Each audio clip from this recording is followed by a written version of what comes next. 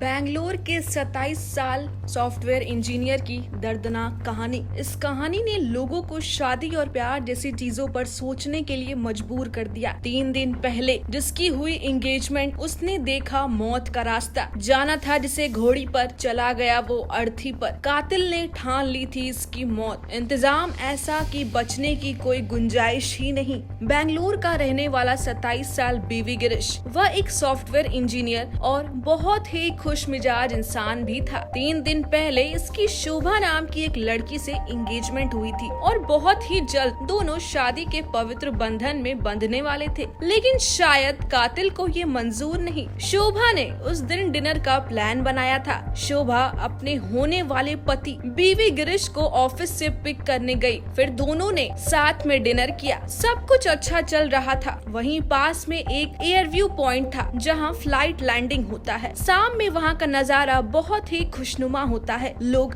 अक्सर अपने पार्टनर के साथ फ्लाइट लैंडिंग के नजारे को एंजॉय करते हैं। वैसे ही शोभा और बीवी गिरीश पॉइंट पर खड़े होकर नजारे का आनंद ले रहे थे। बीवी गिरीश जब शोभा से घर वापस चलने को कहा तो शोभा ने कुछ और देर रुकने की बात की, लेकिन घर की जगह जाना पड़ा अस्पताल। क्या हुआ ऐसा कि घर नहीं पहुंच पाया युवक? दरअसल दोनों व्यू को एंजॉय ही कर रहे थे कि इतने में बाइक पर सवार कुछ लोगों ने बीवी गिरीश पर भारी चीजों से हमला कर दिया। कौन थे वो लोग? क्या थी कोई दुश्मनी? कातिल ने इतनी बेरहमी से मारा कि बीवी गिरीश की समझने की शक्ति खत्म हो गई। शोभा के भी कुछ समझ में नहीं आ रहा था ये क्यों और किसने किया। उसका रो रो कर बुरा हाल हो रहा था। उसे समझ ही नहीं आ रहा था वो क्या करे। फिर स्थानीय लोगों ने उसे अस्पताल ले गया। खून से सना हुआ सिर, खून इतना जा चुका था कि बचने की कोई उम्मीद नहीं बची थी। रात का समय, शोभा का दिमाग काम करना बंद हो गया था। जैसे तैसे रात कटी, लेकिन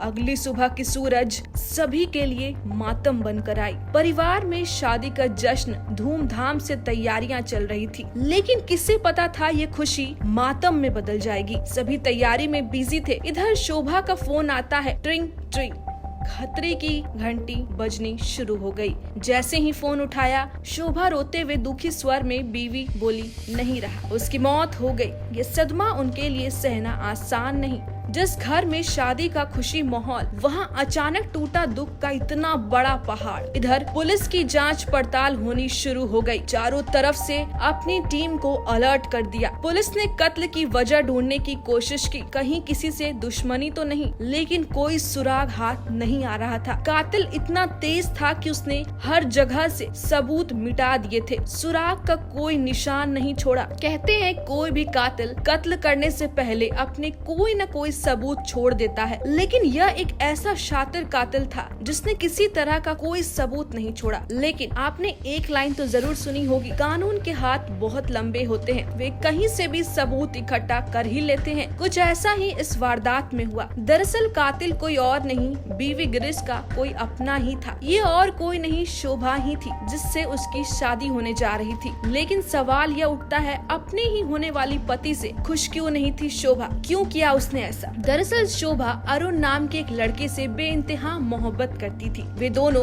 कॉलेज में एक साथ थे। अरुण शोभा से जूनियर था। दोनों एक दूसरे के साथ बहुत खुश थे और जल्द ही दोनों शादी करने जा रहे थे। लेकिन किस्मत को कुछ और ही मंजूर था। एक दिन शोभा के पिता उसके लिए बीवी गिरीश का रिश्ता लेकर आए। चूँकि बीवी गिरीश उसका पड़ोसी था और एक सॉफ्टवेयर इंजीनियर भी था, तो उन्हें पता था कि वो उसे बहुत खुश रखेगा। लेकिन शोभा को ये मंजूर नहीं। जिस दिन उसका रिश्ता तय हुआ, वो तभी से ही दुखी रहने लगी। जब एंगेजमेंट में तैयार करने ब्यूटिशियन आई, तो उसने उससे भी कहा, मैं एंगेजमेंट तो कर रही हूँ, लेकिन शादी नहीं करूँगी। या तो शादी के ही दिन मैं मंडप से भाग जाऊंगी, या नहीं तो बीवी गिरीश को जान से मार दूंगी। और उसने अपनी दूसरी कही बात को सच भी कर दिया। उसने अपने आशिक अरुण के साथ मिलकर अपने होने वाले पति बीवी गिरीश को मारने का प्लान तैयार किया। इस प्लान में अरुण का दोस्त और उसका एक कजन भाई भी शामिल था। लेकिन संजोग की बात तो देखिए, जब वह प्लान कर रहे थे तब उन्हें नहीं पता था कि पुलिस भी वहीं मौजूद है और वह उनकी सारी बातें सुन रही है। फिर क्या, उन सभी ने अपने प्लान को अंजाम देने की शुरुआत कर दी।